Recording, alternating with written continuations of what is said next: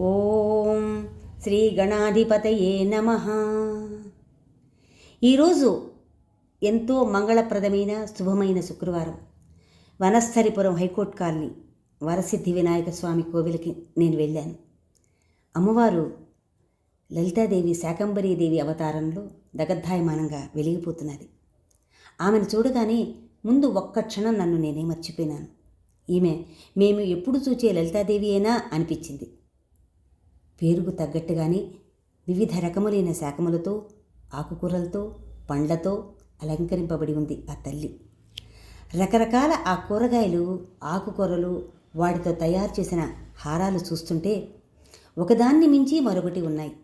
శాకాంబరి అంటేనే ఈరోజు పచ్చదనానికి ఎక్కువ ప్రాముఖ్యత ఉంటుంది.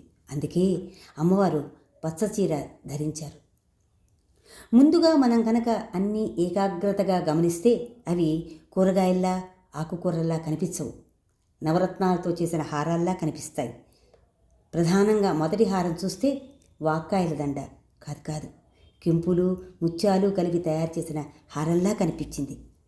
తర్వాత చూస్తే పురాణాల్లో వర్ణించే విధంగా పెద్ద పెద్ద కెంపులతో తయారు చేసిన హారం నాకు కనిపించింది.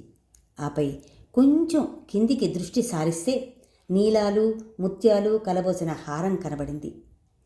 మరి నా వైపు చూడవా అన్నట్లు ఆలుగడ్డల దండ ఎలా కనిపించిందంటే అమ్మవారి దివ్య స్వరూపానికి తగినట్టుగా మేలిమి బంగారంతో చేసిన బంగారు గుండ్లలా అనిపించే కనక పుష్య రాగంతో చేసిన హారం దగదగలాడుతూ కనపడింది. ఘనంగా కనపడి మరో కెంపుల హారం, మరి కొంచెం క్రిందుగా గమనిస్తే రకరకాల రంగులతో మిళితమైన నవరత్నాలు అన్నీ ఒక్కచోటే ఉన్నట్లుగా మరో గొప్ప హారం నా కంటికి స్పష్టంగా కనపడింది. మధ్యలో మెజంతా రంగు అంటే ఆరెంజ్ రంగు కళకళలాడుతూ కనపడింది సుమా. ఆ పైన అమ్మవారికి ఇష్టమైన మందారమాల మమ్మల్ని చూడండి అంటూ కనబడ్డాయి. తోటకూర, పాలకూర, సుక్కకూర, కొత్తిమీర, కరివేపాకు, వేపాకు, అరటి, క్యాప్సికం ఇవన్నీ కూడా పచ్చల పతకాలతో తయారు చేశారా అనిపించే విధంగా ఉన్నాయి.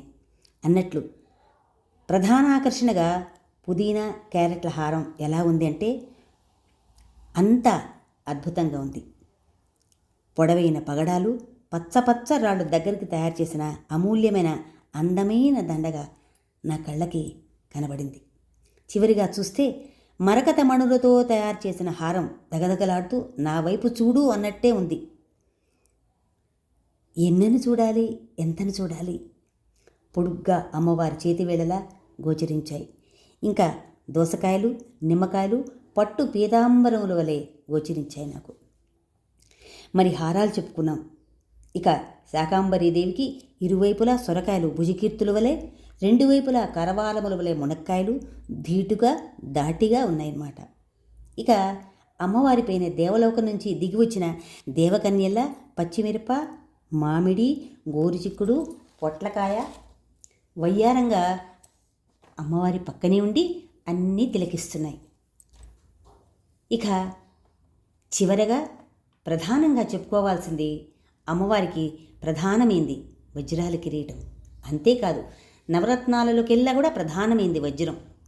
అటువంటి వజ్రాలతో చేసిన కిరీటానికి ధీటుగా అమ్మవారికి క్యాలీఫ్లవర్ అలంకరించగా తనకి వచ్చిన ఈ మహద్భాగ్యానికి అందంగా గర్వంగా తననే చూస్తున్నారు కదా అన్నట్టు అనిపించింది ఆ క్యాలీఫ్లవర్. ఈరోజు ఆలయ ప్రాంగణమంతా కూడా కూరలు, ఆకుకూరలతో నిండి పచ్చదనంతో కళకళలాడుతున్నది. అన్ని కూరగాయలు అద్భుత అలంకరణలో ఉన్నాయి. శాకంబరీదేవి అవతారాన్ని చూడగానే అసలు రెండు కళ్ళు కూడా సాలడలే సుమా.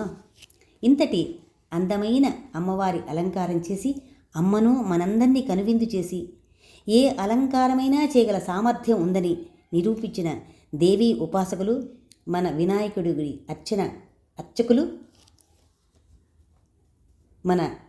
గుడి అర్చకులు శ్రీ కార్తీక్ పంతులు గారికి శతకోటి వందనాలు. గుడిలో సేవ చేసే రాధమ్మ కళా నైపుణ్యానికి జోహార్లు. ఎంతో అద్భుతంగా వినాయకుని, ఆయన వాహనాన్ని తయారు చేసి అబ్బురుపరిచింది.